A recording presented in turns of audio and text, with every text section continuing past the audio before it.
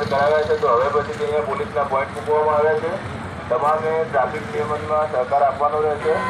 તમારી પણ ફરજ છે કે તમારી દુકાનની આગળ કોઈ વાહનો ઊભા રહે તો એને વ્યવસ્થિત પાર્કિંગમાં મૂકવા માટે સૂચના આપી કે ભાઈ પ્રોપર પાર્કિંગમાં મૂકો અને પછી ખરીદી કરો. તેમ છતાંય જો કોઈ નહીં માને તો પછી એના વિરુદ્ધમાં કાર્યવાહી કરવામાં આવશે. જે ટ્રાફિકની એક્ટ મુજબ એમની વિરુદ્ધમાં કાર્યવાહી થશે. એટલે તમારે જે અહીંયા પોલીસનો પોઈન્ટ મૂકે છે એમને સહકાર આપી ટ્રાફિક નિયમનમાં મદદરૂપ થવાનું રહેશે.